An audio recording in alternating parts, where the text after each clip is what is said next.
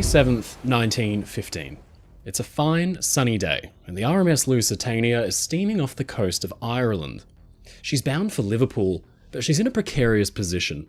The ocean is full of German submarines, the infamous U-boats which have been patrolling Allied ships with devastating efficiency.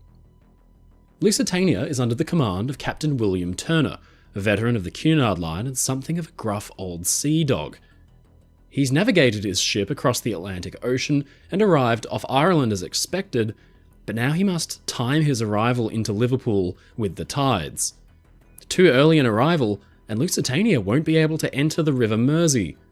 Stopped at the river's mouth, she'd be a sitting duck. Better to stay out at sea and slow her speed so she'll arrive right on time. But Lusitania's greatest defense against German submarines is her speed. Steaming along at around 18 knots compared to her usual 24, Lusitania is still faster than a submerged German U-boat. But then there's a cry from the ship's bow. A torpedo is bearing down on the great Oceanliner, and it's too late to try to get away. Turner's worst fears have come true, and his ship is under attack.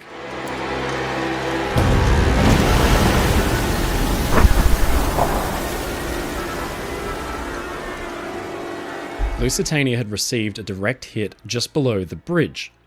The torpedo had an explosive charge, the equivalent of 162 kilograms or 360 pounds of TNT, and the impact was devastating.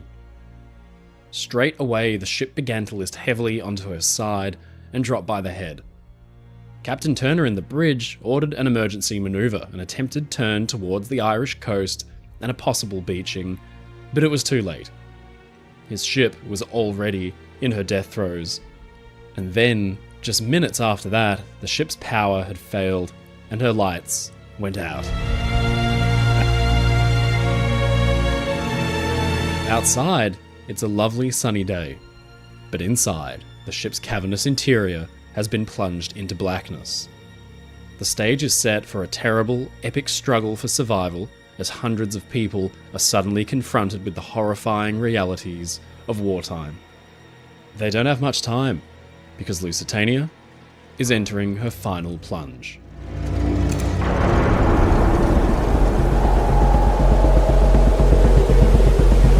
In the wireless room, 20-year-old assistant radio man David McCormick had been at the telegraph when the torpedo hit, and upon feeling the impact under his feet, he and chief radio operator Robert Leith instinctively knew what had happened.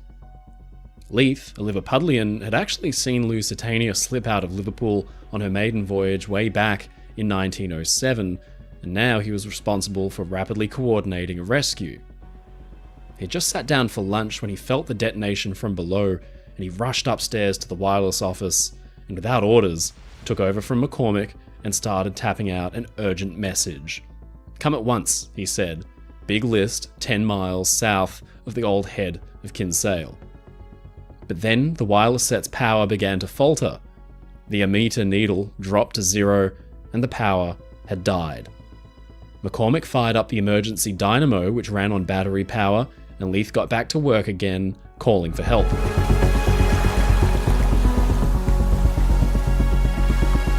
Immediately after the torpedo impact, all across the ship there had been a deep air of confusion, but just minutes later, with the lights dead and the ship's bow plunging into the ocean, panic had begun to take hold. First-class passenger Oliver Percy Bernard had been on deck when the torpedo hit. He is travelling with Leslie Mason, his boss's daughter, and her husband Stuart. Leslie was beside herself with concern because Stuart was nowhere to be seen. Bernard told her to sit tight while he ran below to look for her husband. On his way, he overheard officers ordering people away from the lifeboats as they awaited orders from Captain Turner to abandon ship, but then he was confronted with a horrifying sound. People inside, trapped in elevators, calling for help. The power was out, and there was nothing Bernard could do.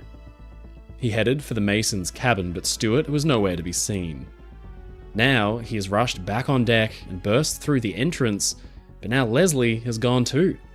He's surrounded by chaos and confusion, and a woman snatches the life belt he's carrying from out of his hands. Around Bernard and across the ship, crew begin to work to free and lower the lifeboats. But now, with Lusitania's bow dropping like a stone and the ship at a sharp angle, this is a tougher task than they could have ever imagined. Just days earlier, a half-hearted lifeboat drill had taken place. Lifeboat crews had arrived at their boats, got in, and then simply hopped back out. No attempt at lowering was ever made. But now, the crew are faced with the daunting task of lowering the heavy wooden boats against the listing ship. On the port side, Staff Captain James "Jock" Anderson is in charge of lowering the boats. Minutes earlier, women and children had piled in and patiently awaited lowering away, but the list meant the boats were swinging inwards and couldn't be launched. He ordered all the women and children out. In his mind, despite the dramatic list, Lusitania's damage should be contained by the watertight bulkheads and doors. He thinks she is just flooded and her trim is out of whack. He tells the junior third officer to report to the bridge and order that the portside tanks be flooded to straighten her out. He turns to the passengers waiting in front of him and tells them that there is no danger and the ship is not going to sink. On the starboard side, though, it's a very different story. Here, the water is roaring up just feet away, and the rush to escape the ship becomes a desperate fight for survival. The same list which has swung the portside boats in is causing the starboard boats to swing out away from the ship, so deck chairs have to be laid down so that passengers can span the huge gap. Lifeboat 17 is filling up quickly with passengers. Third-class passenger Elizabeth Duckworth has just got her friend Alice Scott's son away in another boat, but there wasn't room for the two women, so they climb instead into boat 17. Nearby, Professor Ian Holborn had befriended 12-year-old Ava's dolphin on the voyage. Now he sees to it that she and two of her travelling companions are put into the same boat. All seems well, but then the crew have trouble with the boat's launching tackle. At the last minute, Elizabeth Duckworth gets spooked. She jumps out of the boat and back onto the deck. Boat 17 lowers away, but just before it reaches the water, it capsizes and spills its entire complement out into the ocean. Many can't swim, and they're dragged down by the weight of their heavy woolen clothes.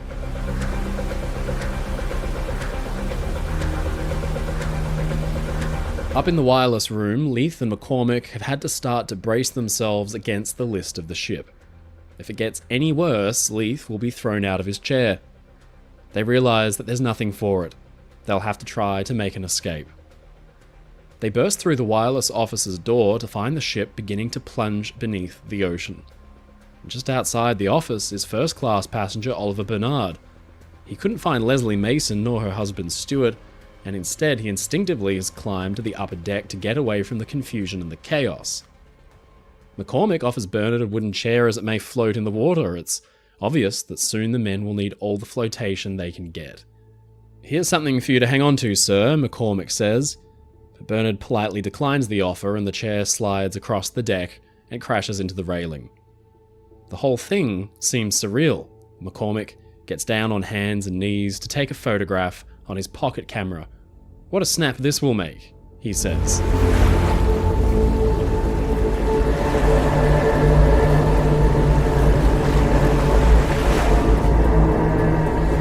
On the port side, Staff Captain Anderson still holds off on lowering the boats.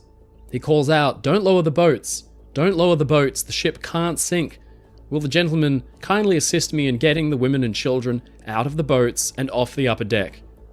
But as concern begins to mount, his orders are being ignored. Boat 10 is lowering away. It struggles down the ship's hull, bumping and grinding along rivets and plates the whole way before it snags, breaks from its lines, and smashes into the ocean with its full complement of passengers. Survivors come up gasping for air, but then from above, there's another crashing sound. Lifeboat 12 suffers the same fate, but now it and its occupants come crashing down onto the heads of Boat 10's people in the water.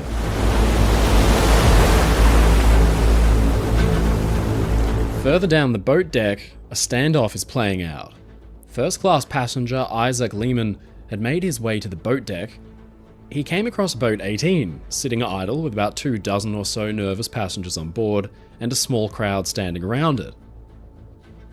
The crew stood around, seemingly equally as nervous, seeing the other boats plummeting down the ship's side. They are reluctant to suffer the same fate and are frozen in indecision. Lusitania is diving downwards quicker and quicker, and Lehman realizes this.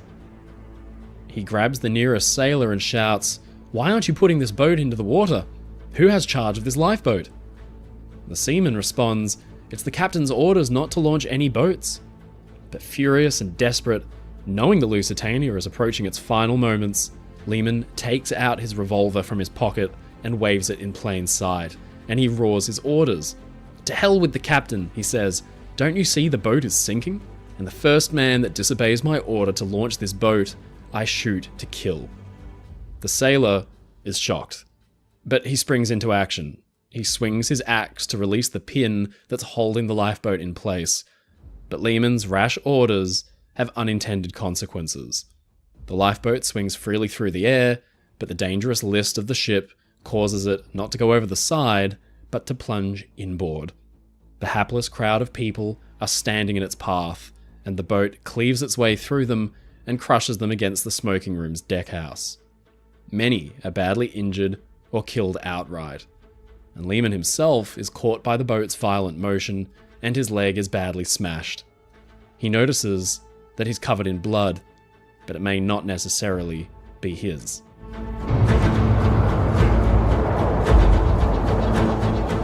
Meanwhile, on the starboard side, Boat 3 is loaded with passengers and lowered down. First-class passengers Charles and Mabel Learoyd are travelling with their Australian maid Margaret.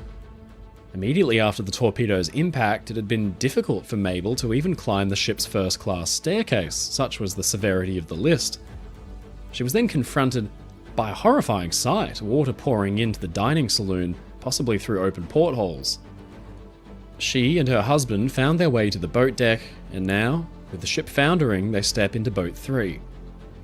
It reaches the water, but then, from above, another boat, possibly a collapsible, is lowered right onto their heads. Boat 3 capsizes and throws the Learoyds and the rest of the passengers into the water. Mabel is held underwater for agonizing seconds before she bursts to the surface again, but she has lost sight of her husband. As the great ship sinks behind her, she begins to frantically search, but she will never see him again.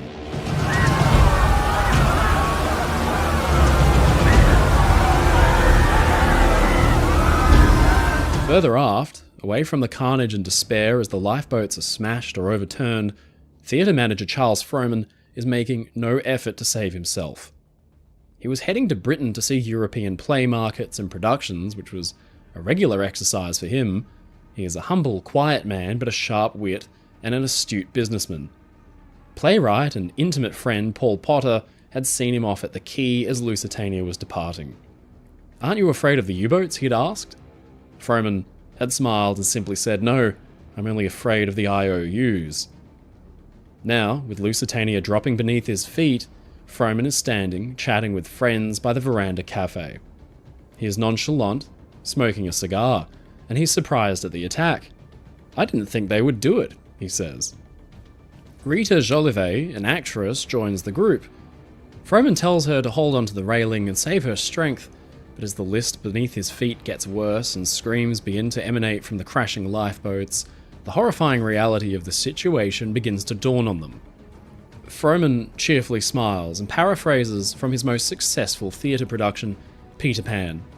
"Why fear death?" he says. "It is the most beautiful adventure."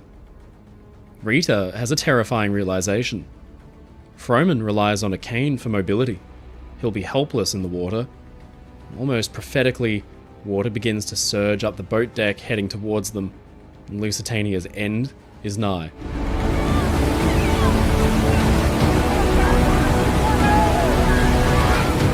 Back at Boat 18, the awful results of the crushing incident have to be ignored for now. Injured passengers are bodily heaved in, and the crew somehow get control of the boat and prepare it for lowering. They release the falls, but they do it too quickly. The boat bounces along the ship's hull. "Don't you drop this boat," shouts a man from on board. But then the falls run out, and it drops out of control. Boat 18 slams into the water's surface, spilling everyone inside out and into the ocean. Isaac Lehman had stayed behind, and he grips onto a railing, holding on for dear life, with his crushed foot in some agony. Forward, just astride the second funnel, Lifeboat 7 is being prepared for lowering, but the ocean is roaring up the boat deck, and time has run out. First-class passenger Emilius Laureate is there.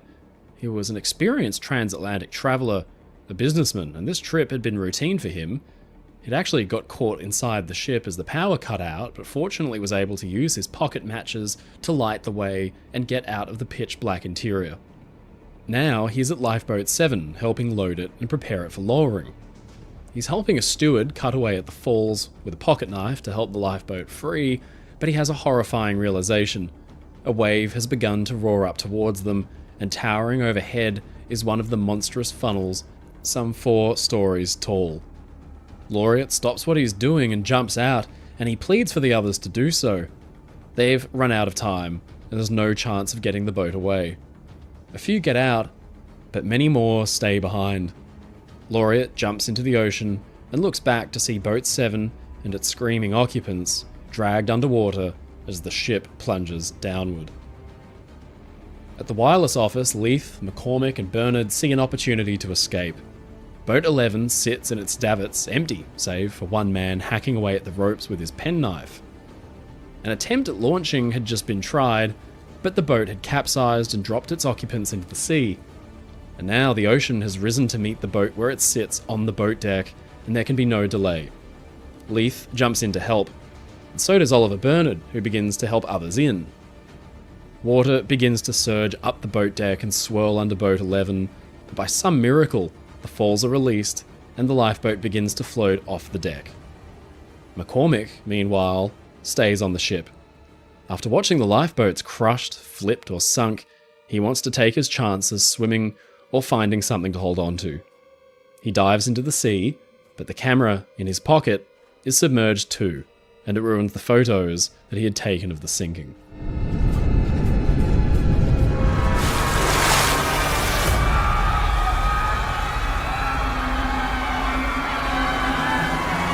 Those left aboard have begun to instinctively run for higher ground. Lusitania's stern is now rising high out of the water, and her 4 gleaming bronze propellers are pointing towards the sky. Passengers swarm atop the tall second-class deckhouse which rises above the ship's stern. Here, on top, are the lifeboats 21 and 22. 22 is left in place. Lowering against the list of the ship is an impossibility, but 21 is filled and lowered away as the ship's stern swings wildly into the air. Somehow the lifeboat survives its wild flight and gets away as the dying ship begins to slide under for good. Lusitania is 787 feet, or 240 meters long, but the stretch of water she is sinking in is only 93 meters, or 302 feet deep. From far below, there is a deep booming sound and a groan as the great ship's bow, hundreds of feet underwater, strikes the sea floor with a crunch. The bow plates twist and buckle, and the ship's stern begins now to drop like a stone. Slowly, the deck houses and the ornate public rooms are consumed by boiling white water.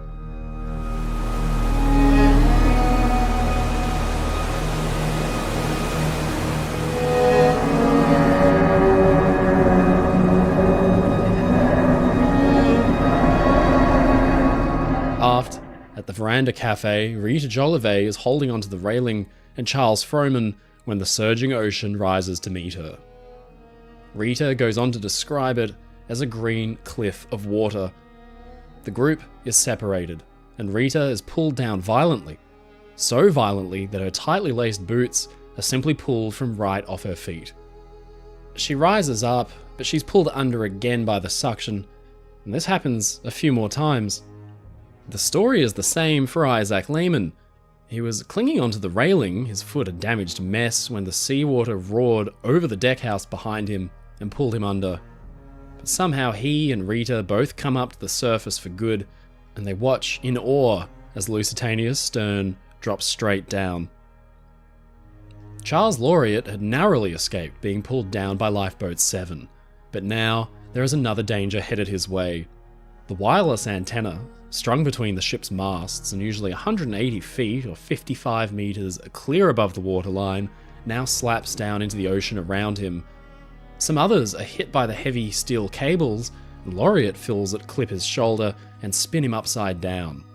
He struggles for his life and breaks free, bursting to the surface again, and he swims frantically for a lifeboat. Laureate isn't the only one hit by debris or parts of the ship as she goes down. Lifeboat 15's launch had been left to the absolute last second. The boat was washed bodily across the boat deck and straight into the support cables for funnel number 3. As the ship sank around them, the huge funnel loomed overhead, and many in the boat thought it was going to crush them. A few jumped into the water to swim away, but then, at the last second, Lusitania seemed to roll away, and Boat 15 was freed. But now, just seconds later, as those funnels are dragged below the surface, still attached to the ship, their huge tops are pulled below, but they are empty inside, and they create a huge suction. Those who had jumped out of Boat 15, and any others unfortunate enough to be close nearby, are pulled under by a maelstrom into the funnel tops and dragged below. 26-year-old Margaret Guire is one of those pulled down. She is dragged below and thinks the end is here. But then, at the last second, a huge pocket of hot air bursts from deep below the ship and blasts her and 2 other passengers nearby to the surface, covered in soot. Lusitania's lifeboats had presented a deadly chaos. Ironically, those who stayed behind at the ship's stern now have the gentlest escape. They simply step off and into the water as it rises around them. The second-class deckhouse tower is engulfed, and then the ship's fantail or her very stern drops. And as it does, Lifeboat 21 on the port side is picked up by the water and breaks free from its lines upside down. Swimming passengers rush to climb on top, and within seconds, Lusitania has disappeared from sight, and the grand old Cunard liner is gone. In her place are hundreds of people struggling in the water, in between bodies and debris.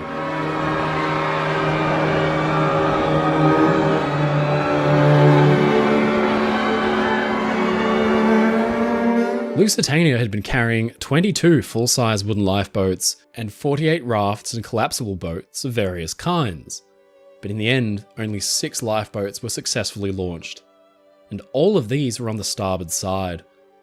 On the port side, 1 boat was successfully lowered, but the plug wasn't installed, so it was swamped. Rita Jolivet is pulled from the water into a lifeboat, and she survives, but Charles Frohman doesn't make it. Wireless operator David McCormick survives the sinking. He climbs onto the side of a collapsible lifeboat, and he too is pulled from the water alive later in the afternoon. Staff Captain Anderson had refused to believe that the ship was sinking, but he was wrong, and he was lost in the disaster. However, Captain William Turner stays on the ship's bridge as it sinks from under him, and he is rescued from the water alive. Lusitania sank in just 18 minutes, only 11 miles or 20 kilometers from shore.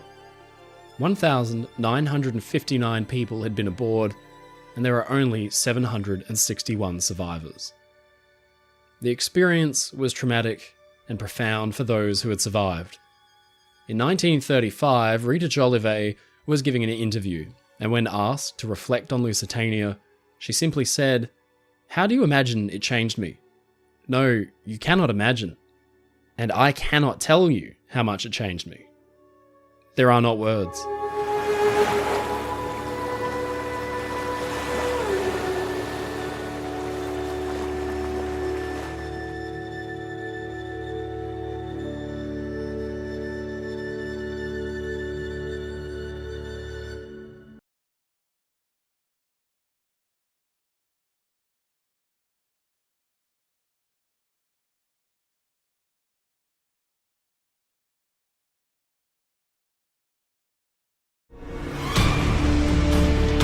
Mid-morning, Wednesday, September 16th, 1942, and in the middle of the vast Atlantic Ocean, there's a strange sight, probably one of the most bizarre sights you could ever see during wartime. while the rest of the world is fighting in a desperate struggle, here, in this empty patch of ocean, there's a German U-boat, probably the most feared weapon in the Nazi German arsenal, but instead of hunting Allied ships, it's towing 4 lifeboats and flying the Red Cross flag. The submarine's captain is trying something desperate. He's attempting to save the passengers and survivors of a ship that he had sunk just a few days earlier. But then, that morning, from above, he and hundreds of beleaguered survivors can hear the droning of an aircraft, an American bomber. The German captain tries to signal for assistance, and the bomber flies away. But then, it starts to come back. What is about to happen will become one of the most controversial actions of the Second World War, because the American crew are acting under strict orders to engage and sink German submarines with extreme prejudice. As survivors wave frantically from their lifeboats, the aircraft's bomb bay doors open, and then all hell breaks loose.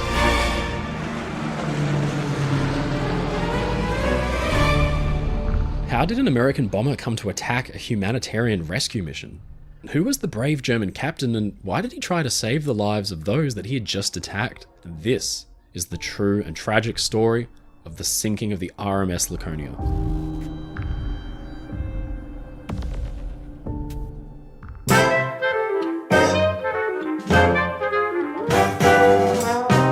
The story of the Laconia begins all the way back in the Roaring '20s. The ship had just been brought into service by the Cunard Line. This company was responsible for creating some of the most famous ships in history, including Queen Mary and Lusitania, the largest and the fastest. But back then, in the 20s, Laconia wasn't designed to compete with that class of passenger liner. She was slightly smaller, more utilitarian, and just over 600 feet long. She was no lightweight though, boasting a gross tonnage of about 20,000 tons. She had no fewer than 6 steam engines, a single tall funnel, and 7 decks. Despite the fact she wasn't Cunard's star ship, she was still beautifully appointed, boasting lavish dining rooms, a library, a plunge pool, and a gym, among many other luxuries that made her popular among her travelling clientele. Laconia was a unique ship. Instead of just running a regular passenger service across the Atlantic, Cunard Line decided to employ her in an entirely new and exciting capacity: cruising. Laconia would ultimately pave the way for cruising as we know it today. At first, just offering trips between Liverpool and New York, but in 1922, she would make some serious headlines, becoming the first ever passenger liner to complete a round-the-world cruise. Over the course of 130 days, Laconia, on her inaugural world voyage, stopped at 22 ports, with some 450 passengers cruising in comfort to exotic places like Havana, Panama, San Francisco, the Philippines, India, Egypt, and Europe. Many of those ports, Laconia was the largest vessel to ever anchor there. In fact, in several, she was twice the size of the largest vessel previously to have been visiting. Passengers were understandably enamored with all the sights and the ship that brought them there. Laconia, being on the cutting edge of the increasingly popular cruising industry, helped lay the foundations for Cunard's legacy, which endures even today. Fast forward 20 years though, and Laconia was in a different world.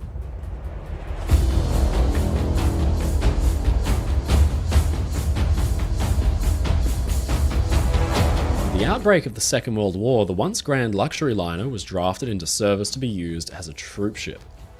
Liners were quite effective for wartime use, since they could successfully transport large numbers of troops over vast stretches of ocean at speed, and like hundreds of other ships just like her, Laconia was called up for service.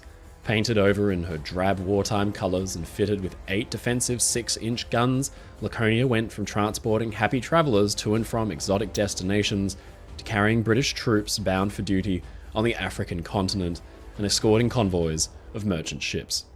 She entered service in 1940, and her 6-inch guns made her a well-defended adversary for any German surface raiders, but submarines were a different story. Back in the early days of submarine warfare, in the First World War, rules had been set that forbade the sinking of enemy passenger ships. It was a different time. German U-boat crews would surface their submarines and demand the enemy ship heave to and be abandoned. But then they began to experience unexpected resistance. Some intended targets turned around and tried to ram their attackers. And even worse, the British began to deploy Q ships, which from the outside looked like defenseless merchant ships, but in truth, They concealed hidden, heavy guns that could knock out a surfaced U-boat with a single shot. The German Navy learned quickly. They began to attack without warning, and the era of unrestricted submarine warfare had begun. By the Second World War, the Admiralty knew that their ships would not be approached by a surfaced German submarine. They could expect an attack out of nowhere and at any time. Laconia's silhouette was that of a passenger liner.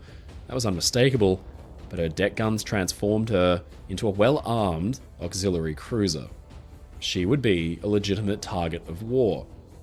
Her guns would be useless against submarines. She'd have to rely on her good turn of speed to get out of trouble. On Saturday, September 12th, 1942, Laconia was steaming across the Atlantic off the coast of West Africa, completing the final leg of a 6-week voyage to bring provisions and passengers back to England. On board were 463 officers and crew, approximately 80 civilians, including women and children, 286 British soldiers, 103 Polish guards, and around 1,790 Italian prisoners who were bound for war camps in rural England, locked below in the ship's holds. Many of the civilian women and children aboard were family members of the British soldiers, accompanying them on their journey home. Others were nurses en route to their new postings in England. The Italian prisoners, however, would be without question the most unfortunate characters in this whole story, even before disaster had occurred. Many of the prisoners had been captured in Libya. They were told that they were being shipped off to England to work on the land. In the memoirs of one survivor, an Italian POW named Peter Lombari, he states that some of his fellow prisoners stepped onto the gangway with relief and hope in their eyes at the thought that maybe they would be headed for a fresh start. Once they were aboard Laconia, however, they endured harsh conditions, locked in damp cages below deck, cut off completely from sunlight. They were offered only 2 slices of bread, jam, and a cup of tea per day, and to bathe, they were taken above deck where guards would douse them with buckets of cold seawater. And that's if they were allowed to bathe at all. The Polish soldiers who acted as guards on board the ship were said to be merciless towards these prisoners. The de facto prison guards subjected the Italians below decks to harsh group punishment, even for the most minor of infractions, like being caught smoking in their quarters. A British officer on board, Lieutenant Colonel A.J. Baldwin, however, found the prisoners' conditions and treatment to be unacceptable. He described the bedding provided to be filthy, with dirty food containers scattered about the holds.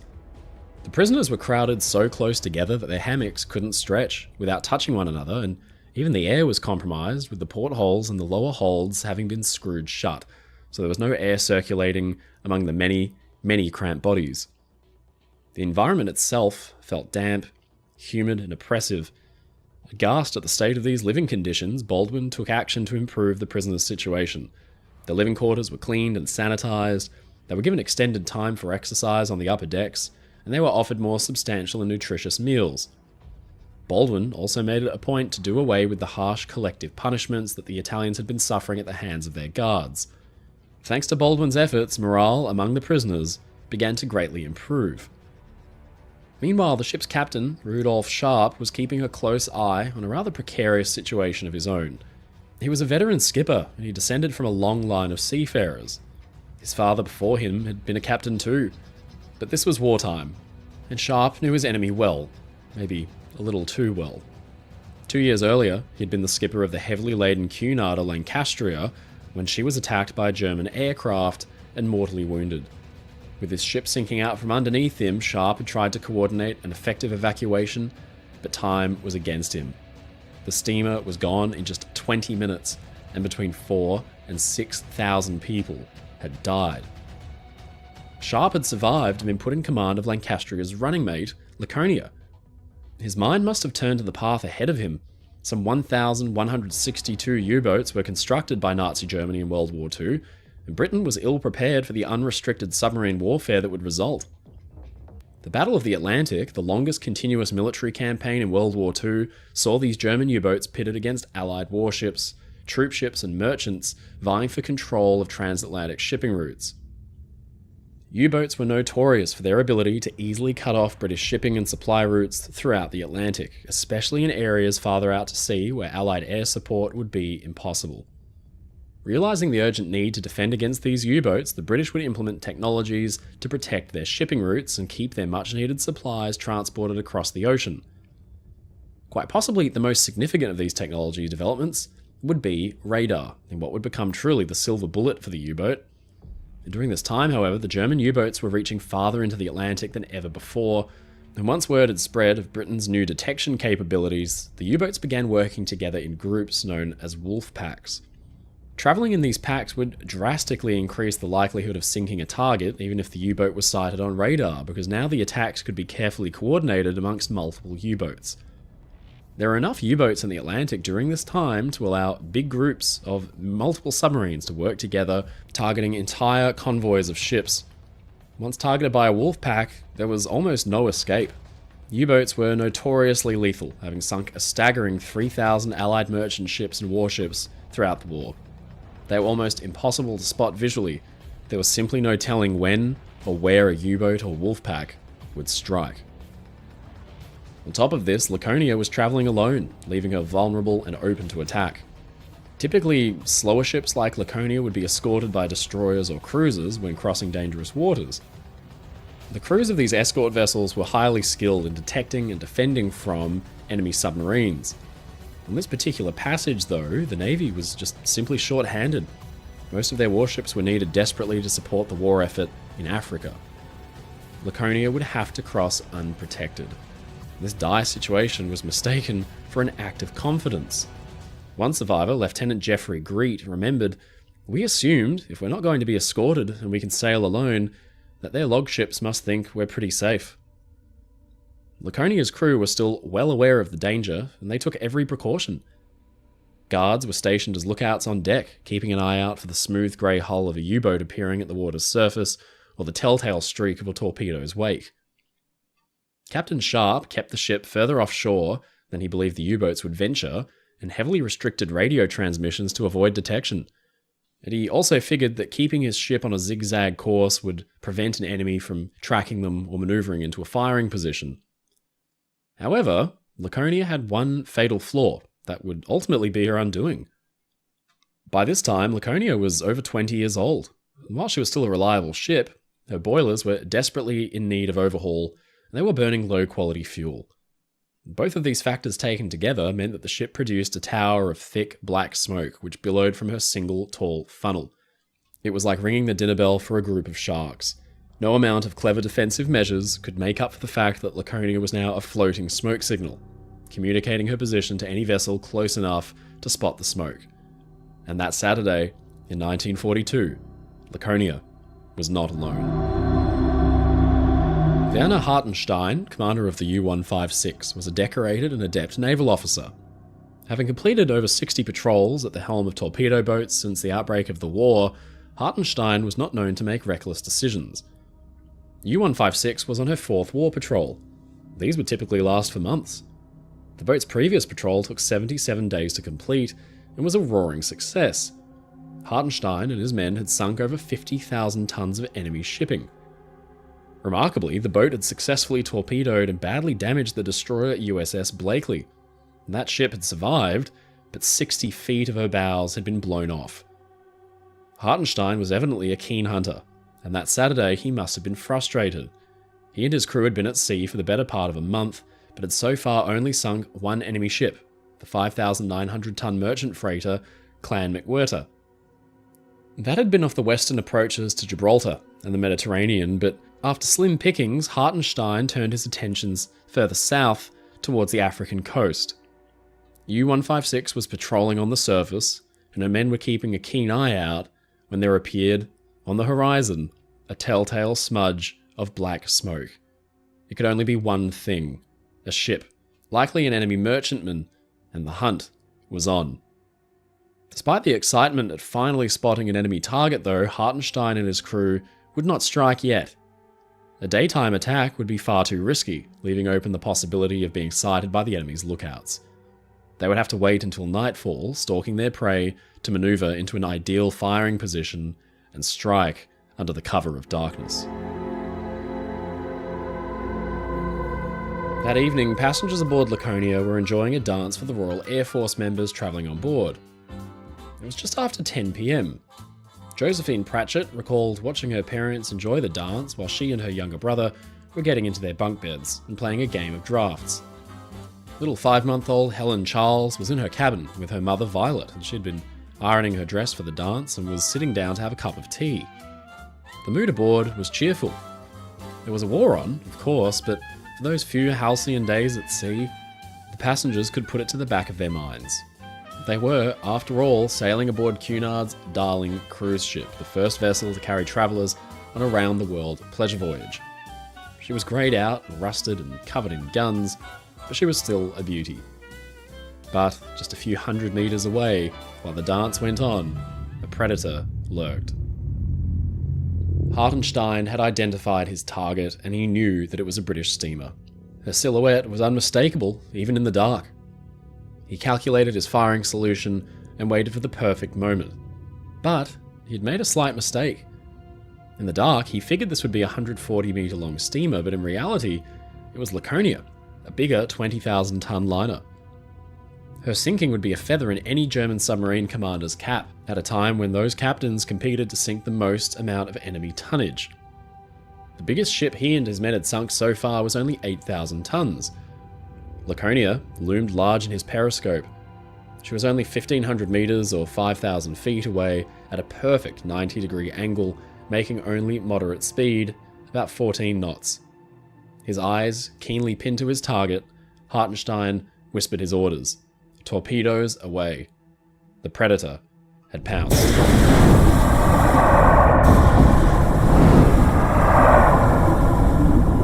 Aboard Laconia, all was well.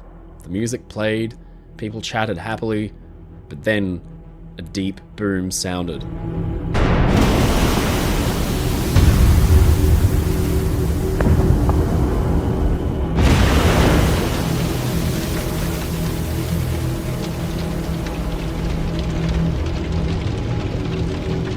The big ship shook violently as the torpedoes found their target.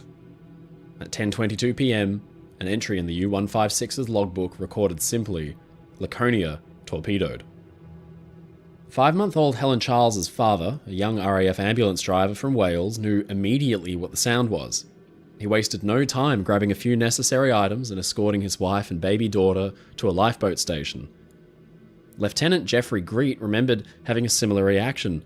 He later said, "I knew very well what a torpedo sounded like, and I knew we would sink because, if not, the U-boat would have fired some more. I'd spent 3 years constantly waiting on being hit, and I didn't panic. I showed the soldiers how to put on life jackets, and I was the last one out." Not many others were so calm and composed, however. Panic quickly began to spread on board the ship. A distress call was hurriedly tapped out. SSSS, SSSS, the standard call for help for vessels under attack from enemy submarines. It was really just a formality. There was nobody nearby to help. Laconia had no escort. She was all alone. Aboard the ship, the scene was pure chaos, as the torpedoes had hit right at the waterline of the ship where the Italian prisoners were being held. Many had been killed on impact, and those who survived tried to fight their ways to the upper decks in the hope of escape. The Italians' attempts to break free and board lifeboats were prevented by the Polish guards, who held them back with bayonets, and the watertight compartments to the prisoners' quarters below decks were closed and sealed, and there could be no escape. A.J. Baldwin, the British Army officer who had been in charge of the Italian prisoners and previously been working to improve their conditions, now had to enforce the rules handed down from his superiors. None of the prisoners were allowed out of the holds until British civilians, officers, soldiers and sailors had boarded the lifeboats. The prisoners, of course, fought back, straining and trying to bend the bars to the holds, and eventually overwhelming some of the guards. In a blind panic, they fought desperately to escape the makeshift prison they were trapped in as the ship's list became more and more severe. Once the prisoners broke free of their cages, all hell broke loose. People were trampled and killed in the panic, and the guards below deck fell back, afraid for their own lives. Their rifles had bayonets fixed, but they had no ammunition. In the skirmishes, as prisoners rushed lifeboats that were being lowered, very few were shot. They were simply bayoneted to death. This was a blind, furious fight for survival, and it became clear that there was little time left. Laconia began to list heavily, severely limiting the amount of lifeboats which could be practically filled and launched. Many prisoners attempted to board lifeboats, but they had their hands hacked at by ship's officers and crew who wielded axes. In the confusion and the panic, some boats were overfilled or not rigged properly, and they broke free of their chocks and plummeted to the sea below, spilling dozens of terrified passengers into the water and the darkness. People treading water below tried desperately to climb into lifeboats, but then sharks began to circle around them. Survivor Tony Large, a Royal Navy able seaman at the time, recalled those lucky enough to find a spot in one of the lifeboats were unlikely to have space to sit, as the boats were dangerously overcrowded at twice their capacity. Anyone injured trying to escape the ship was in peril of a shark attack due to blood in the water, and many of the lifeboats capsized, spilling their human cargo into the dark sea. An Italian POW, Corporal Dino Monte, later wrote that sharks darted among us, grabbing an arm, biting a leg, but other larger beasts swallowed entire bodies. Laconia burned brightly, her fuel oil ignited. Her survivors stared on dazed as their ship, their refuge, one of the darlings of Cunard's fleet, became a twisted, scorched wreck before their very eyes. By midnight, amidst explosions, fire, and panic, Laconia had finally slipped beneath the waves. Hundreds were dead, and left behind were hundreds more scared, astonished people who now bobbed alone in a very large, remote stretch of ocean. It was not a calm scene. People desperately tried to pull themselves into already overcrowded lifeboats and cried out for their friends and family members. Italians, Poles, and British alike screamed and clamoured for rescue, hanging on for dear life to the sides of the few lifeboats that remained, or any floating debris they could get their hands on. Writer James P. Duffy set the grim scene. Imagine this. Several torpedoes have hit a cargo ship. The vessel is ablaze, lighting the warm night sky with blistering red and orange flames that climb high into the darkness. As suddenly as the first explosion broke the quiet night, the silence resumes. With the ship gone, the fuel fires burn themselves out. The stillness is broken only by the sounds of voices. Some call for help, while others call out the names of shipmates and friends. Who has survived, and who has been lost? Geoffrey Greet, who previously expressed confidence at the safety of the ship's voyage, even without an escort, remembered that the sea was absolutely dark with dead bodies. We were looking for people who might be alive, but we had 64 in a boat designed for 32. We fixed up a rope some could hang on to, but they were not there in the morning. That was the longest night of my life. Hartenstein had watched the whole drama unfold through his observation periscope. From sinking Laconia, his tally had now risen to over 100,000 tons of enemy shipping, and this would make him one of the German Navy's most elite submarine commanders. With his hopes high, he directed his U-boat closer to the wreckage of Laconia with the intention of taking the ship's officers and captain prisoners for information. Laconia's survivors watched from the water as the submarine slowly made its way through the minefield of smouldering debris, panicked survivors, and bodies. A searchlight pierced the darkness, scoping out the aftermath of the sinking. Many survivors looked on in fear, having heard tales of German U-boat men slaughtering survivors of the ships they had sunk with machine gun fire. But as the U-boat began to sift through survivors looking for her officers and crew, they started to find terrified civilians and dozens of barely clothed Italian prisoners of war, their allies, screaming and clamoring for rescue. It must have been a terrible moment of realization for Hartenstein and his men. Laconia had been a legitimate target of war, and yet here, scattered among the bodies, the oil, and the debris, were dozens of innocent civilians. Hartenstein knew there was no hope for them. They were about 700 miles or over 1,000 kilometers away from the nearest mainland. If they weren't swamped and drowned in monstrous seas, they would suffer from exposure. And as he gazed at the faces of petrified women and children, and beleaguered prisoners and men, Hartenstein realized that he was their only hope. He had been the man who had sunk their ship, and now he would be the man who would try to save their lives. He ordered his U-boats stopped, and he ordered the crew to come on deck to prepare to take on survivors.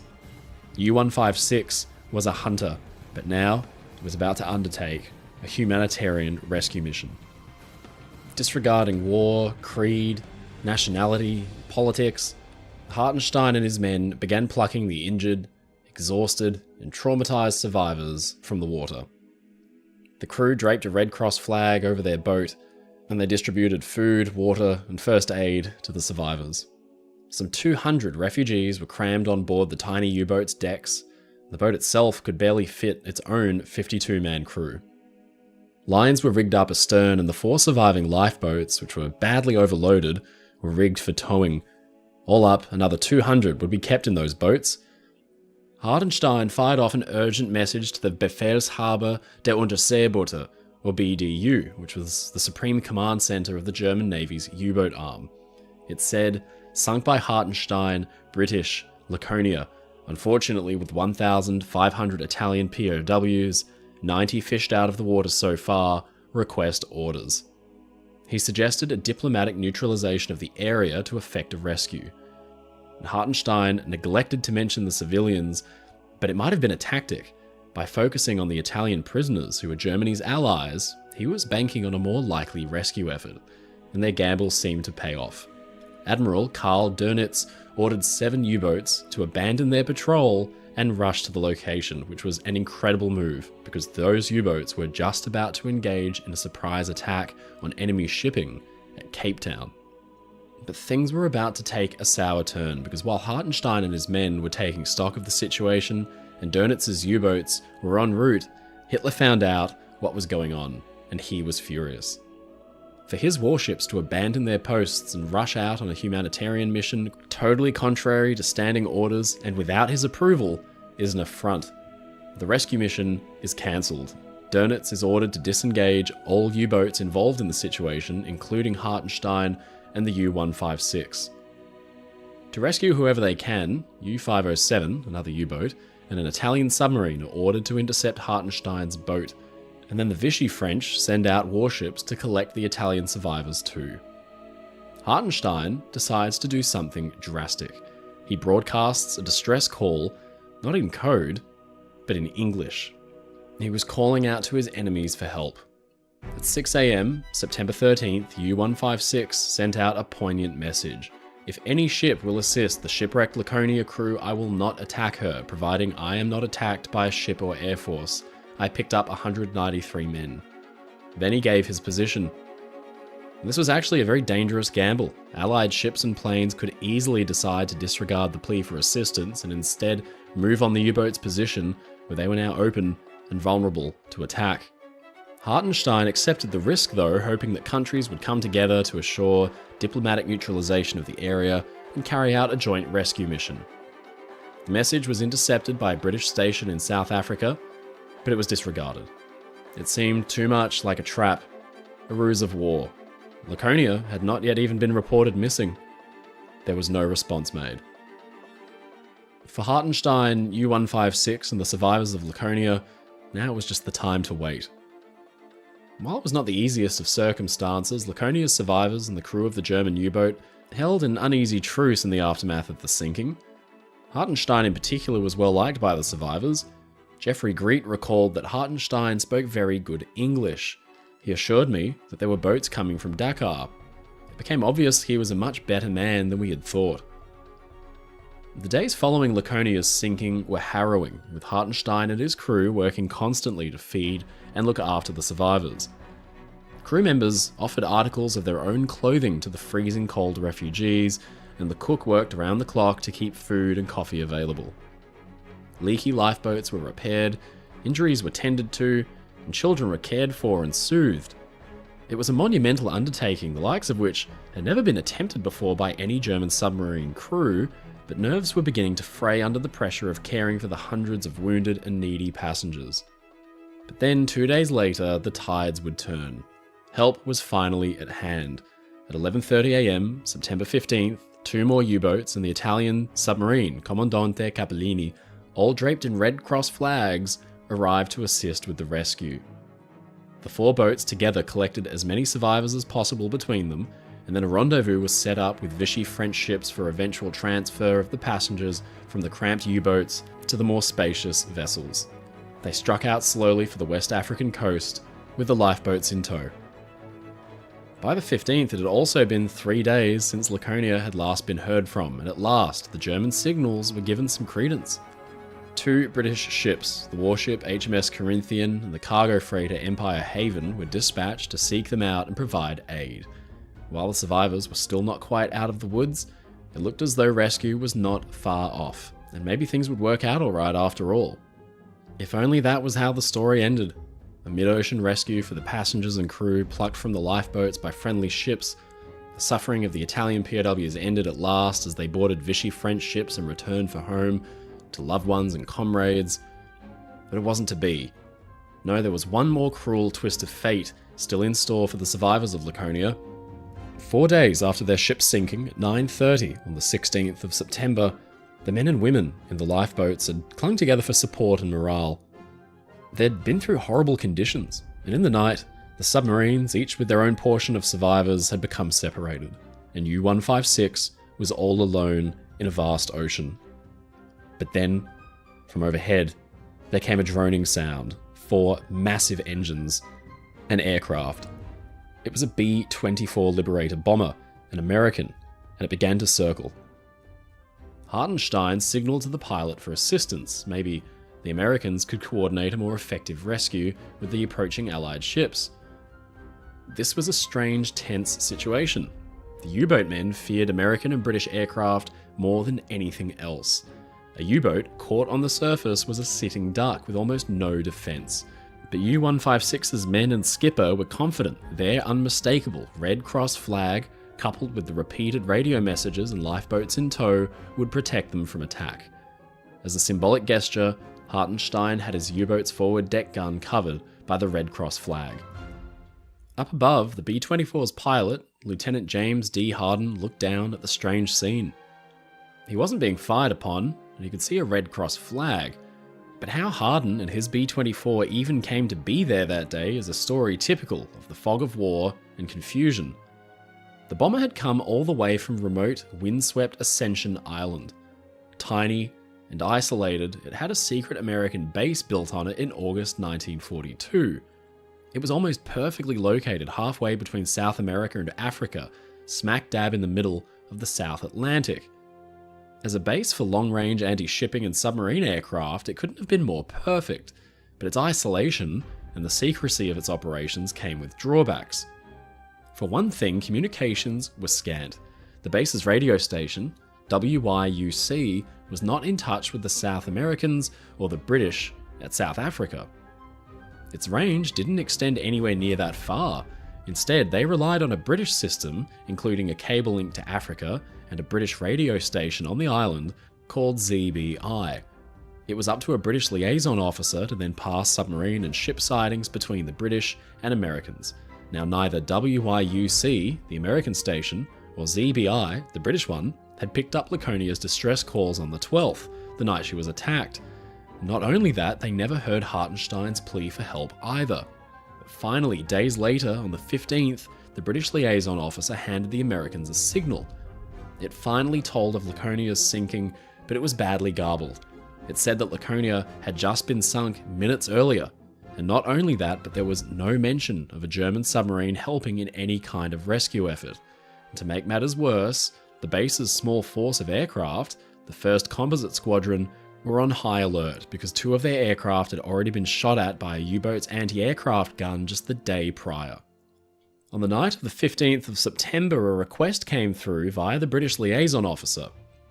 With rescue ships finally en route, the British requested that an American bomber from Ascension attend the scene to provide air support and keep an eye out for any enemy submarines in the area that could intercept the rescue force.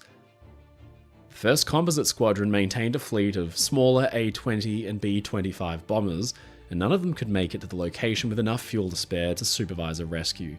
But as luck would have it, a single long-range B-24 bomber had been in transit with its squadron en route to the Middle East. Originally from the 343rd Bombardment Squadron, the Liberator bomber had suffered a mechanical breakdown. and it and its crew were stuck on Ascension. With the issues finally fixed, the bomber was quickly pressed into service. Lieutenant James Harden and his small crew would now fly their first ever combat mission. The bomber was loaded up with bombs and depth charges and sent on its way. So it was that Harden, who had no idea of any kind of rescue effort, had accidentally stumbled across the strange scene below him. He had been told to engage and sink enemy submarines that could interrupt a rescue effort, but to him, the craft below must have looked like they were the rescue effort. Attempts at communication with Morse lamps between the sub and the aircraft broke down, and Harden radioed back to base for instructions and flew off to the south. Back at Ascension, the squadron's commander, Captain Robert C. Richardson, was faced with a stark decision. Here, caught out in the open, was his sworn enemy. His instruction was clear: provide cover for the incoming British merchant ships as they tried to rescue survivors. What if the U-boat beneath Harden's B-24 was lying in wait to attack? A group of British merchant ships caught off guard, stopped to assist survivors by a German U-boat, could be destroyed in minutes with a huge loss of life. Blood would be on his hands. And not only that, but the U-boat might discover the secret base on Ascension. A coordinated attack on the island would be a serious strategic loss to the Allies who relied on it as a critical resupply station for forces in Egypt and Russia. Whatever decision Richardson made, he had to make it soon, because the B-24 only had limited fuel after flying so far, and minutes counted. Otherwise, Harden and his boys wouldn't be making it home. The strain must have been great, and Richardson made the call. He had no idea what the U-boat was up to. The Red Cross flag might be some kind of ploy. Friendly ships were inbound, and they had to be protected. He fired back a simple message: sink the sub. Hartenstein, the U-boat men, and the now nervous passengers watched as the B-24 turned back around and flew low back towards them. It roared in at speed, and Hartenstein and the others must have noticed something chilling. Its bomb bay doors were wide open. In a panic, the crew and passengers tried to get the lifeboats cast off from the U-boat, struggling with the ropes and lines to get free. But above their heads, at just about 250 feet, the huge Liberator roared over and dropped 2 bombs from its payload 3 seconds apart. They slammed into the ocean with a terrific boom that sent great spouts of water high into the sky. U-156 was under attack. Hartenstein's attempts to signal peace had fallen on deaf ears, and now he had to prioritize his own men. U-156 would have to dive to get away. The lifeboats were at last separated from U-156 and began to drift apart, but the B-24 had come around for another attack run. Harden's first attack had missed, but his crew were keen to make a good show of it on their first combat mission. The bombardier lined the aircraft up for a second sweep and dropped a single bomb over the dazed U-boat. It flew through the air for a few seconds and crashed into the sea, only it didn't land on U-156, it landed amidst the panicked lifeboats. With a roar, it detonated and knocked 2 lifeboats clear out of the water. One survivor later wrote, "We saw the bombs come down. 2 lifeboats that were at the front were blown up. He'd killed at least 100 people." On board the submarine, sailors and passengers alike were tossed against the walls of the vessel by the bomb's concussion. People in lifeboats were sent airborne, landing in the ocean and then frantically swimming in search of an intact boat to climb into if they'd survived at all. Dozens who had survived the Laconia's sinking and then the strange days afterwards were now dead and dying in the water, but the B-24 was coming around for a third pass. Hartenstein's men had sprung into action. It took time to get a U-boat ready for diving, especially since the crew had been relaxed and hardly at action stations. Now the shock of this sudden attack had worn off, and they got to work. The B-24 roared overhead again, and this time the bombing was accurate. 2 straddled U-156 and detonated, shaking the submarine almost apart. One exploded directly beneath the submarine. It's a miracle it didn't sink it then and there. With a crack, water began to surge into the control room and the bow compartments. Hartenstein couldn't wait any longer. His boat was being bombed out from underneath him. He ordered his crew to put on their life jackets. U-156 would still have to submerge, even in its stricken state. From the damaged conning tower, he called out to any British survivors still on the deck of his submarine.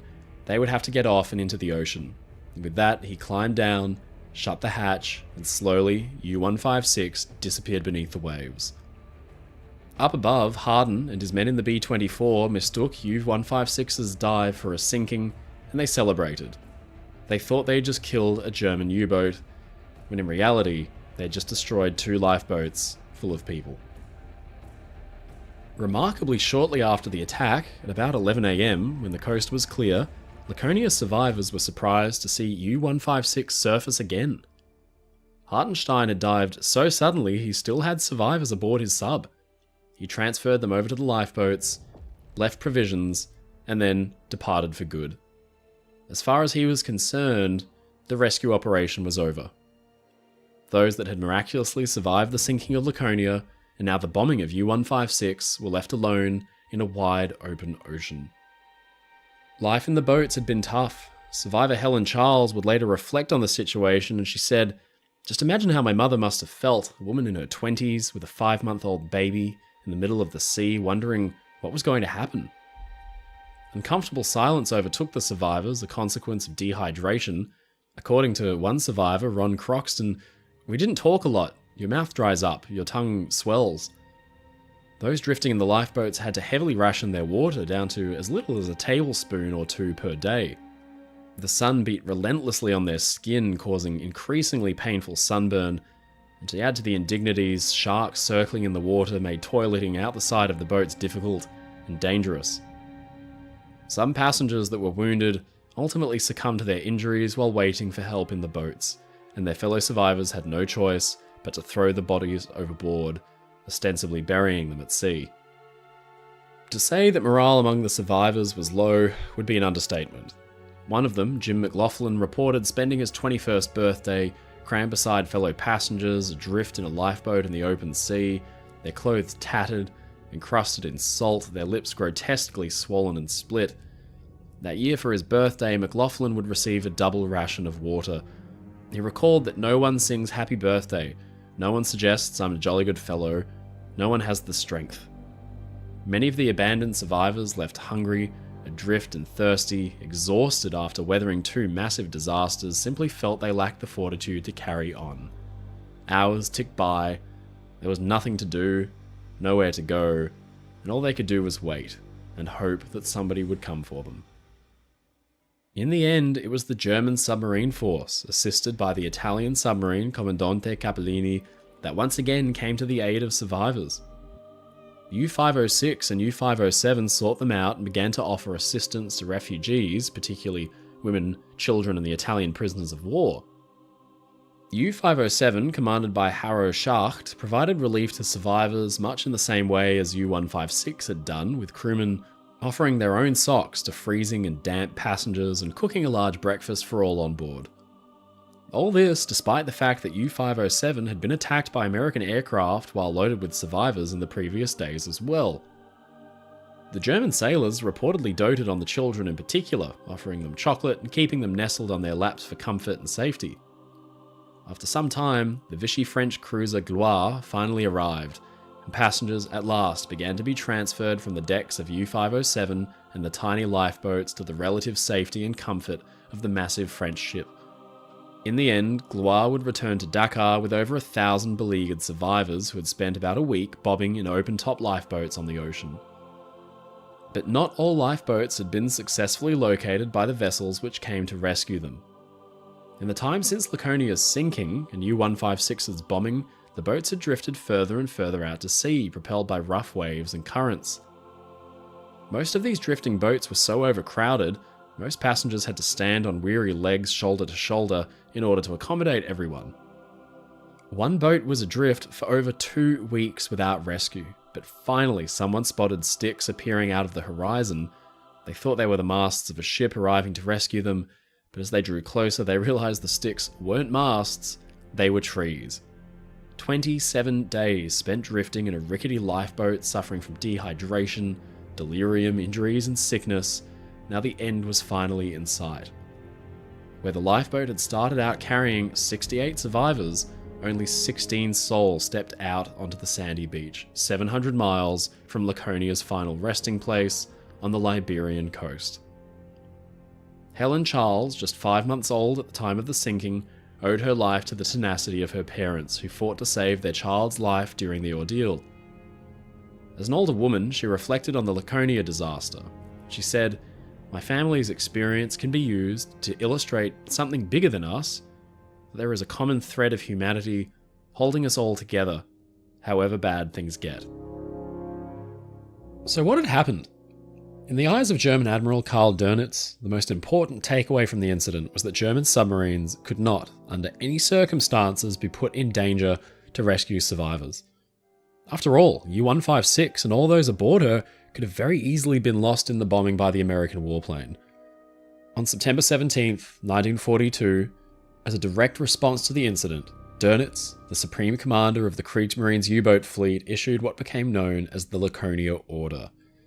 The order stated that rescue attempts could not be undertaken unless they were valuable members of crew, like captains, officers, or engineers, who could offer intelligence. Civilians, if they were caught up in an incident, had to be ignored and left to their fate. To press this message home, Dönitz reminded his men of a stark truth, that Allied bombers had started attacking German cities, and the U-boat men's very homes were being flattened day and night. 3 years later, after the war, the Laconia incident would come back to haunt the Allies and prove a major embarrassment. At the Nuremberg trials, Dönitz was on the stands indicted for war crimes.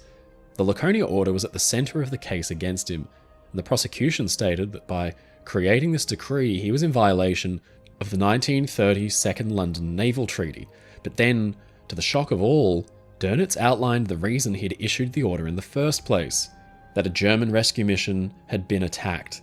2 U-boats had nearly been sunk as they attempted to save survivors, with Harden's B-24 ignoring U-156's Red Cross flag. That at least 100 survivors had been killed. The prosecution's case had backfired because nobody had even heard of an attempted rescue effort by German U-boats, and the revelation was a shock. In the end, it was found that the Allied submarine fleet had used many of the same tactics throughout the war, and as a result, Dönitz would receive a comparatively lenient sentence, and he would spend 10 years in prison. But what of the American bomber crew and their commander? Harden and his men had seen U-156 slowly submerge, and they reported a confirmed kill, mistaking the controlled dive for a sinking. They were awarded the Air Medal for this, when of course, in reality, they'd only destroyed a pair of lifeboats. Robert C. Richardson, the base's commander who had ordered the attack, was never indicted for his decision.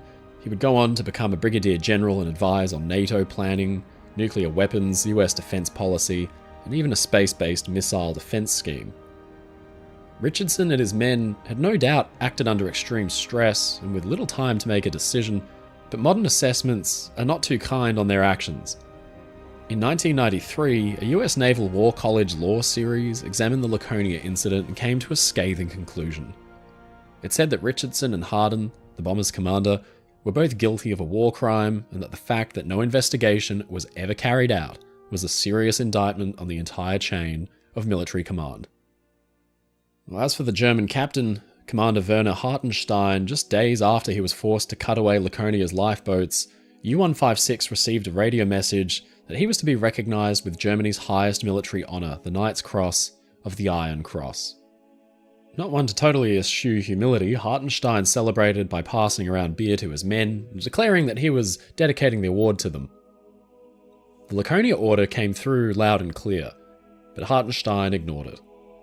2 days after receiving his award, Hartenstein and the U-156 sank a British freighter, but again, he was reported to quickly rush to the aid of survivors, passing around provisions to those in lifeboats and broadcasting their position to nearby shipping.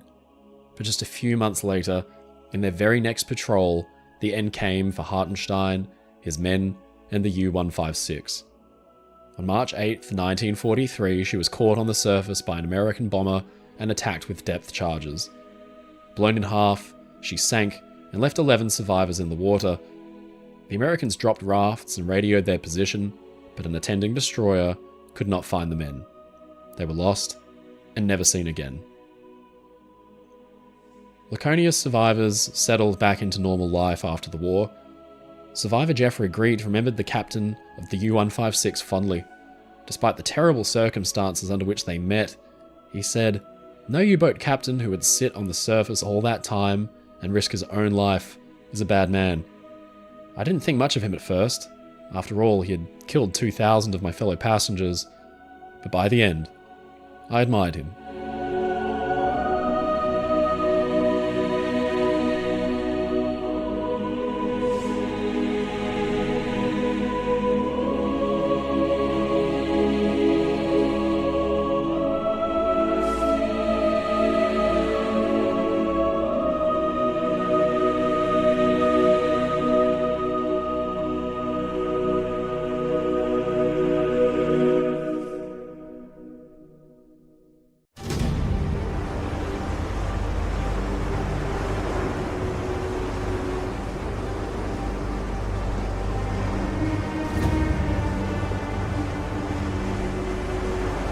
November 1942.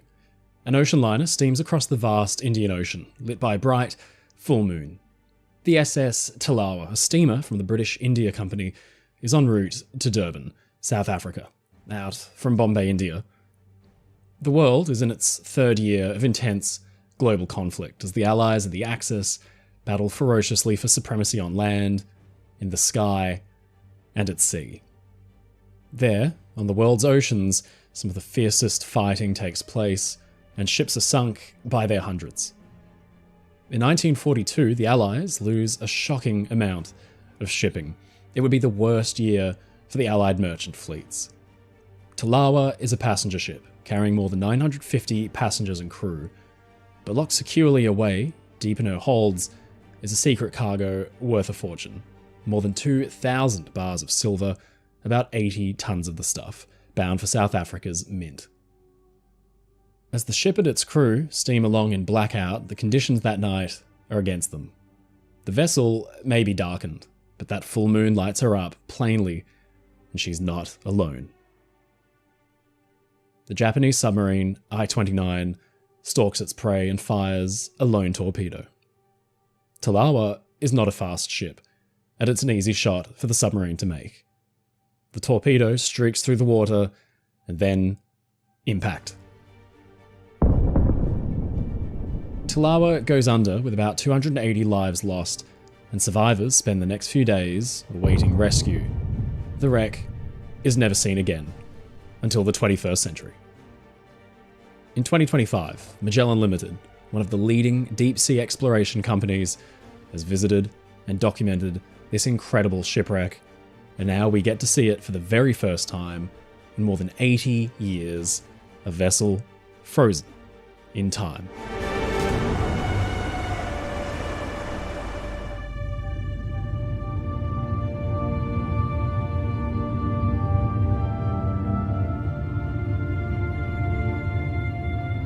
Okay, this is pretty remarkable stuff. I love the way it comes out of the murk like this. The ship hasn't been seen for a very long time. So she was sunk during the Second World War. In 2017, another team found the wreck and actually salvaged tons of silver from her cargo hold. But the ship itself was never fully documented until Magellan visited this year and filmed her from stem to stern. And they've been good enough to provide us with a little bit of the footage that we're going to show you today. They filmed quite a lot of the ship, and we've been lucky enough to get to sit down with them and watch through it. So we're actually working on a social media initiative with Magellan. So a big shout out, a huge thanks to them. I'm hosting their new YouTube channel and their Patreon offering. They're very passionate about this kind of work and exploring the world's oceans. So if you want to support their work, go and check out their YouTube channel. We're just about to get a video up, speaking with some of their team and looking at some of this footage, going over what they saw down there.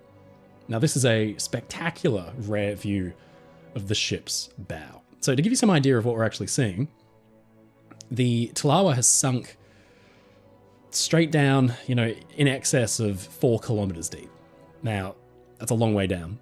And she's gone onto her port side. So the ship is essentially lying over on one side here. So inevitably that means that there's going to be decay and collapse as everything sort of falls and slews off to one side. You might think of the Andrea Doria, you might be familiar with that wreck. Ken Marshall's paintings show her collapsing down on one side, all the superstructure kind of falling off. We were shocked by a lot of the things that we actually saw down there on the Tolawa. She's in places in really good shape. Some things have been incredibly preserved, and you'll see more of those on Magella's YouTube page, and especially on their Patreon if you want to join and become a member and support what they do. We're just going to run through a few of those today, and I'll show you a few, just a little hint, just a little sample of what we found down there. Straight away, you can make out the ship's name. This is the one thing that really kind of stunned some of their team who'd worked on a lot of wrecks before, especially me. It was really surprising to see the name still shiny and still, legible. On a lot of other ships, like the, steamers from the earlier, part of the 20th century, like Titanic and so on, the nameplate was etched in. So the outline of the letters was etched, and then the name was painted. Sometimes you might get some applied metal. So the Lusitania and the Mauritania had their names applied with metal. And it seems like that's what's happened with Tolawa. You can still make out the name, even though the rest of the hull is covered in marine growth, rust and things like that. The name is still as clear as the day she last saw the surface. It was kind of just a bit of a touching moment to see that. Perfectly intact, perfectly legible, and that's how they must have known they had the right ship. It doesn't get any clearer than that.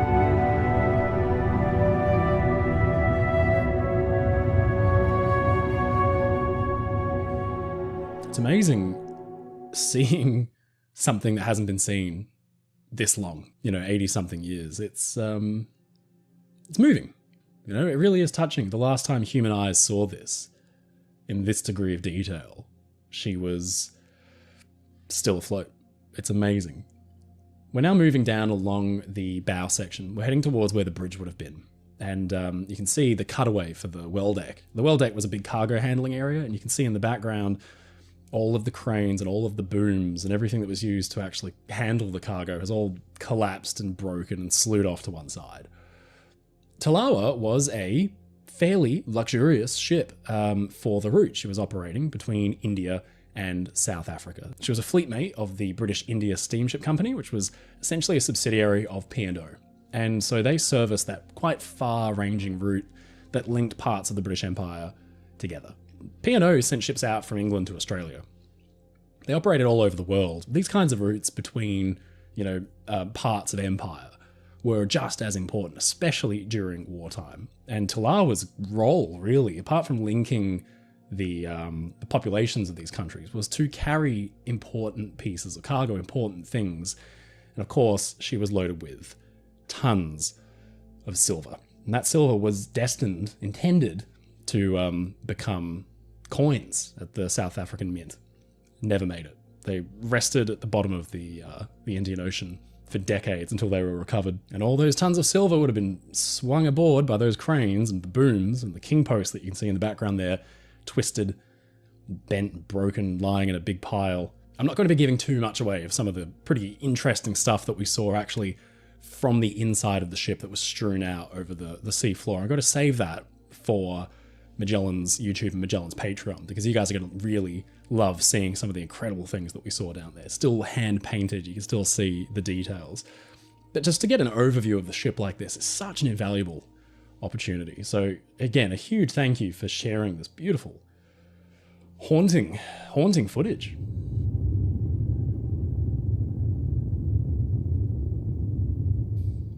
Yeah, this is where the forward superstructure and the bridge would have once been. And it's all collapsed. It's all come off the ship. The Tolawa, being a kind of combination cargo passenger ship, was very utilitarian, but she was pretty well designed and built. She was essentially a miniature version of the same kinds of passenger steamers that have been built for many decades through the 19th and into the early 20th century. It's a very simple formula. You have a triple or quadruple expansion steam engine, 2 boiler rooms, 2 funnels. Quite simple. So probably where the ship stands out is in some of her more luxurious first-class accommodations. These were really beautifully appointed, but this would have been the domain of senior officials of India or Britain or South Africa. their families and that kind of thing, military people. It's in the dormitories down in, third class, fourth class even, deck class, where the, migrants, people heading over to South Africa would have found their place. The ship was carrying a whole range of passengers, and so it's a very interesting place in time. World War II, India, still then a part of the British Empire, supporting the war effort by sending things like tons of silver over to places like South Africa that had to prepare themselves in case of invasion.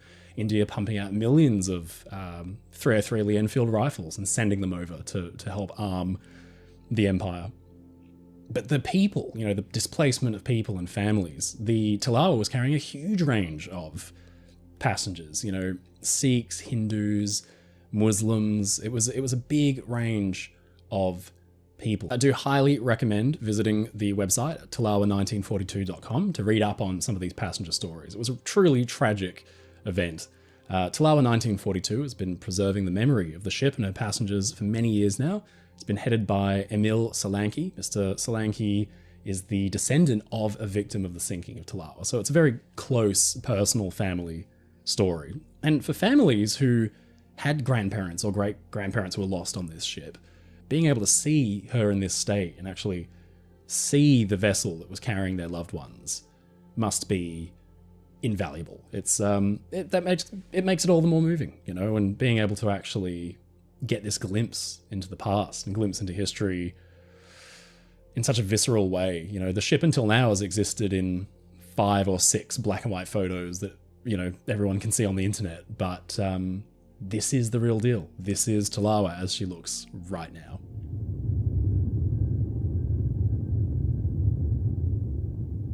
We're coming up along the hull, and one of the things that you can see here is a door that's half swung open. We talked about this with some of Magellan's team on the video that's going up on their page, so I'll go into more detail in that. But essentially, these ships had to operate in hot climates, and they would half swing the doors open. They were designed that they could be half open to get as much fresh air in as possible. It's another clever design choice to try and get as much ventilation in, but they must have been shockingly hot ships. The Indian Ocean in summer is relentless, and with the sun blaring full bore, the ship with her black hull, it must have been unbearable below deck. So no wonder many passengers actually chose to sleep up on the upper works instead.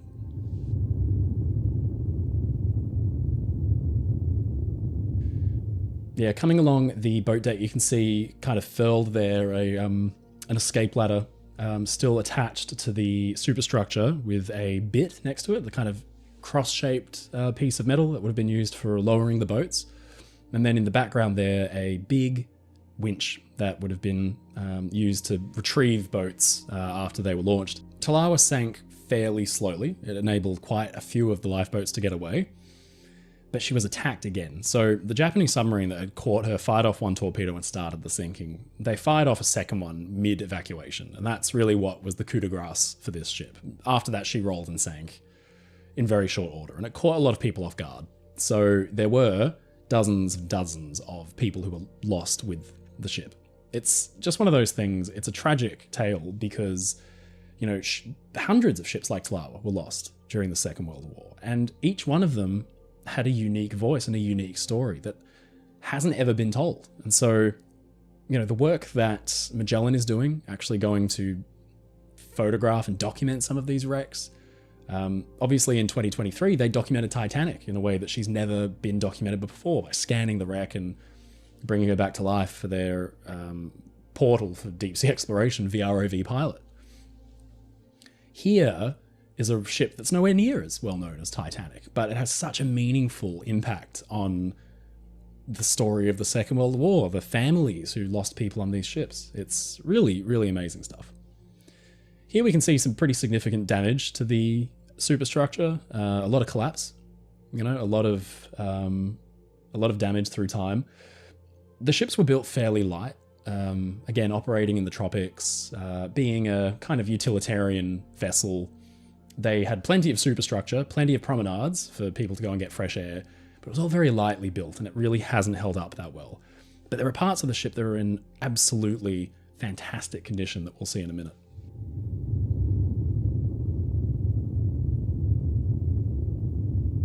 again, I'm not going to give too much away because there is plenty coming up on Magellan's YouTube channel that we've been helping put together that we can't wait to show you. So be sure to go and subscribe to the channel. I'll put a link in the description and the first comment as well. But I'm so excited to be able to give you this first glimpse at a wreck that hasn't been seen in any detail all these years. This ship hasn't been seen like this since she was lost in the early 1940s.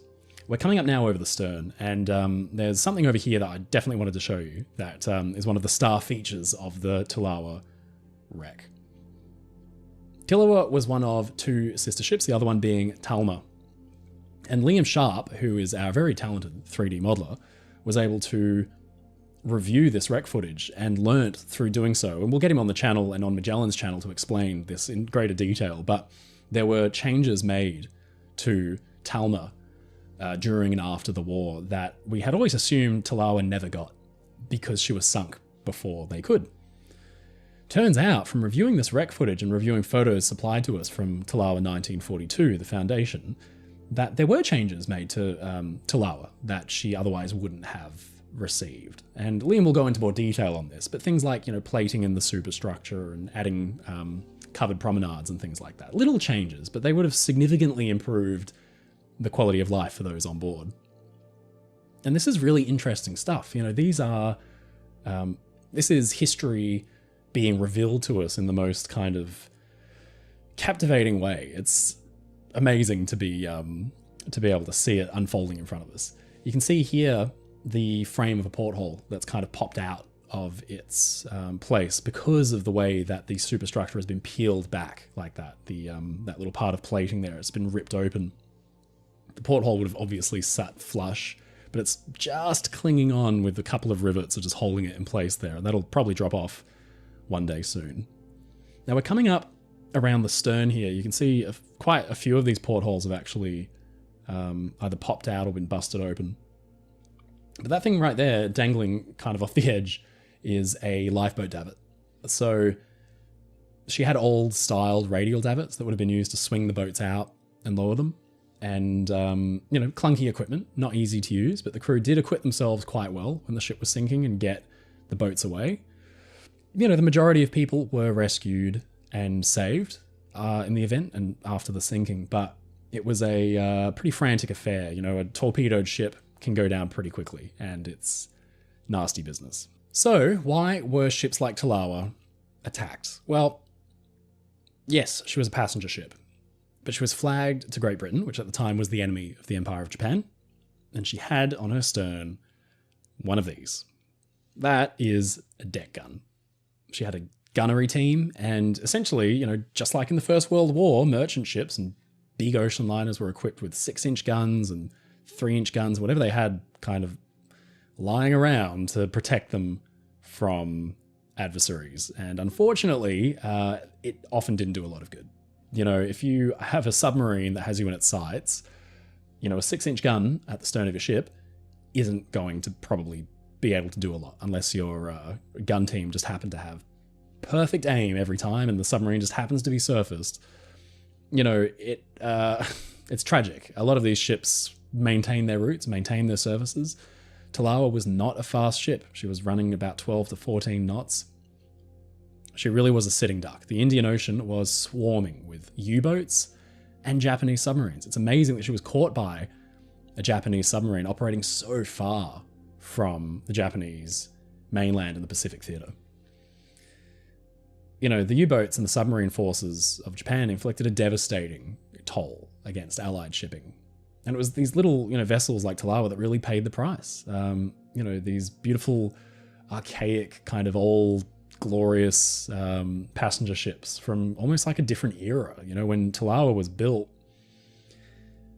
submarines were kind of still in their infancy. I mean, they'd done a huge deal of damage during the First World War, but probably the scale of the destruction that the submarine wrought during the Second World War must have really caught a lot of shipping lines off guard. British India and P&O suffered horribly. P&O lost a huge portion of their fleet and went on a big building spree after the Second World War to get them back.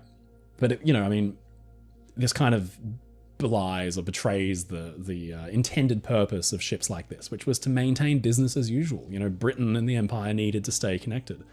And the only way they did that was through the iron will of their merchantmen, their, merchant fleets and the Royal Navy Reserve and these kind of steely-eyed maritime heroes who went to sea on the ships that should have been serving a peacetime route.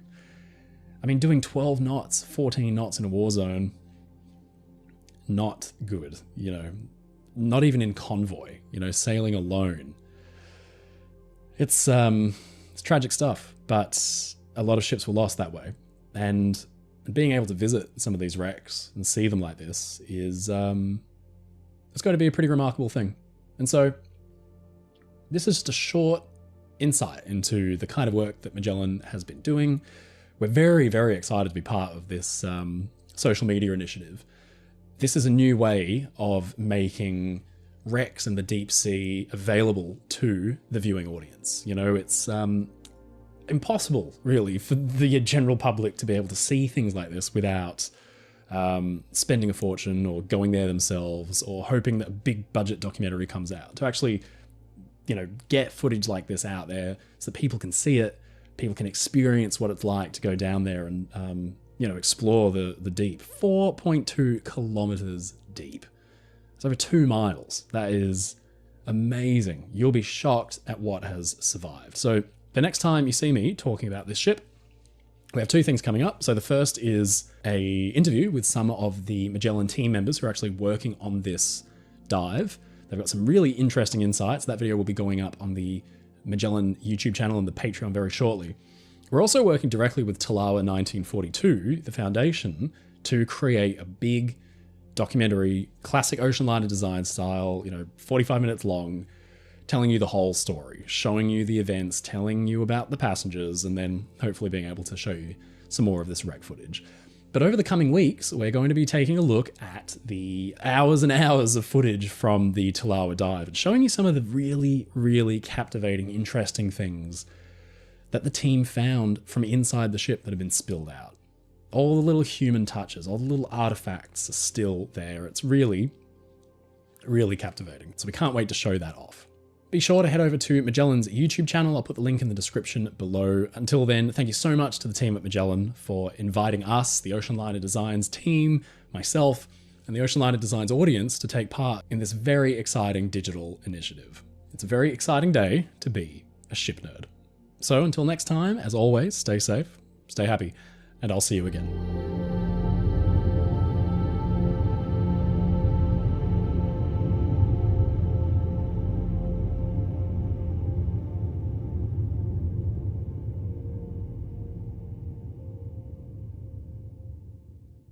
Ladies and gentlemen, it's your friend Mike Brady from Oceanliner Designs. Thank you so much for watching this video. If you enjoyed it, please leave a comment below. And don't forget to subscribe to the channel because we get new videos out weekly. If you want to support my work and get really cool perks like behind the scenes and early access, please visit my Patreon in the link in the description below, or sign up as a YouTube member. Come and join the crew.